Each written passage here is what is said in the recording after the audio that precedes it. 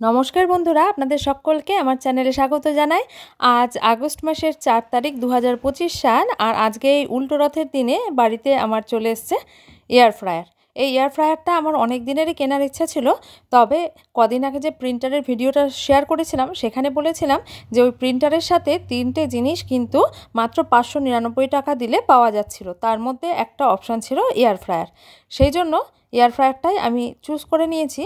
এটা ফেভার কোম্পানির air fryer দিয়েছে। তো ফেভার কোম্পানি তো অলওয়েজ পপুলার, আর ফেভার কোম্পানির চিমনি আমরা দেখেছিলাম, তার রিভিউও কিন্তু ভীষণ ভালো। যাই হোক, এয়ার ফ্রায়ারটা পেয়ে আমরা ভীষণই খুশি। এটা আনবক্সিং করে দেখালাম, আর এর প্যাকেটের মধ্যে অনেক কিছু লেখা রয়েছে এর ফিচার্স সম্পর্কে। এয়ার ফ্রায়ারটা যে খুব বড় তা না, 2 লিটারের, তবে ছোট ফ্যামিলির জন্য কিন্তু একদম পারফেক্ট। প্রথমে শুনে ভাবছিলাম 2 লিটার না নিয়ে যদি 4-5 লিটার কিনেই নিতাম তাহলে মনে হয় ভালো হতো। তারপরে দেখলাম না, সাইজটা কিন্তু একদমই খুব ছোট না, অনায়াসে কিন্তু অনেক রান্নায় এর মধ্যে সহজে করে নেওয়া যাবে। আর আসলে রান্নার কাজে হেল্প করতেও এটা কিন্তু অনেক সাহায্য করবে, কারণ যে কাজগুলো আমরা অনেক বেশি সময় ধরে গ্যাসের ওভেনে করে থাকি সেই কাজকে অনেক হালকা করে দেবে। আবার মাইক্রো ওভেনে যে ক্রিপসিনেস ব্যাপারটা আসে না, তো এয়ার ফ্রায়ারে কিন্তু যে কোনো ভাজাভুজি প্রচণ্ড ক্রিপসি হয়। তো বাবেল র্যাপার দিয়ে এটা খুব ভালো করে র্যাপ করা ছিল। তারপরে ইনস্ট্রাকশন যে বুকটা দিয়েছিল সেখানে পরিষ্কার করে লেখা ছিল যে এই মেশিনের গায়ে যে প্লাস্টিকগুলো এরকম আটকানো রয়েছে সেটা কিন্তু ভালো করে আগে খুলে নিতে হবে।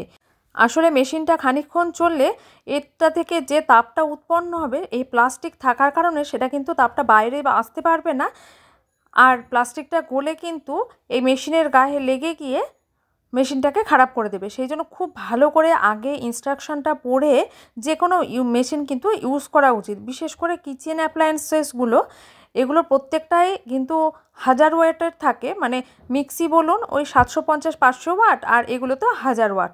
তো এখানে ইনস্ট্রাকশনে পরিষ্কার করে লেখা রয়েছে এটাকে কিন্তু একটা স্মুথ সারফেসের ওপর রাখতে হবে, এবং পেপার বা ওই জাতীয় কিছু পেতে রাখা যাবে না, মানে নিচ থেকেও যে তাপটা বেরোবে, কাগজ থাকলে কিন্তু অসুবিধে হবে। আর এর মধ্যে আরও অনেক কিছু লেখা রয়েছে, কিভাবে এটা ক্লিন করতে হবে, কি কি সমস্যা হলে কি কি সমাধান আমাদেরকে করে নিতে হবে নিজেরাই, সেগুলো আরও একটা ভিডিওতে আপনাদেরকে দেখাবো। আগে কিছুদিন আমি মেশিনটা ব্যবহার করে দেখি। মেশিনটা ব্যবহার করার ফলে আমি এর ফিচার্সগুলো আরও এক্সপ্লোর করতে পারবো, তখন আপনাদেরকে বোঝাতে অনেক বেশি সুবিধা হবে। তো এখান থেকে আমরা আগে ইনস্ট্রাকশানগুলো মোটামুটি পড়ে নিচ্ছি। ওখানে লেখা রয়েছে এই যে নিচে যে এই পটটা দেওয়া রয়েছে, সেখানে একটা অ্যাটাচমেন্ট রয়েছে।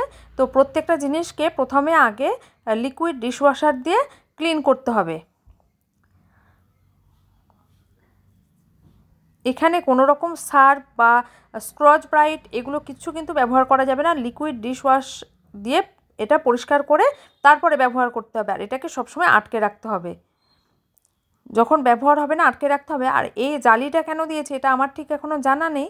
তো মনে হচ্ছে কিছু ভেজা জিনিস দিলে, মানে ধরুন মাছ ভাজা হবে, মাছ থেকে তো একটু জল পড়বে, তাহলে নিচে মনে হয় লবণ হলুদ সহ সেই জলটা নিচে পড়বে, ভাজাটা তাড়াতাড়ি হবে, এরকম কোনো একটা কারণ আমার মনে হয়েছে। তো ব্যবহার করলে এটা বুঝতে পারবো। আরও একটা কারণও হতে পারে, ধরুন পপকর্ন বা কিছু যেটা ভেতরে ওই ইলেকট্রিক ওয়েভ থাকার কারণে ওপর নিচ করবে, সেটা যাতে একটু এলোমেলো হয়ে ওপর দিকে ছিটকে না যায়, সেটাও একটা কারণ হতে পারে। এই যে ইনস্ট্রাকশনটা এখানে দেওয়া রয়েছে, ভালো করে এটাকে রাখতে হবে। আর এটা যেহেতু এয়ার ফ্রায়ার, মানে এখানে 0 অয়েলে রান্না সবথেকে ভালো হবে, বা হালকা করে তেল স্প্রে করা যেতে পারে, কিন্তু কখনোই ঘি বাটার এগুলো এখানে দেওয়া যাবে না। এমনকি জল দুধ এগুলো কিন্তু গরম করার কাজে কখনোই এর মধ্যে ব্যবহার করা যাবে না।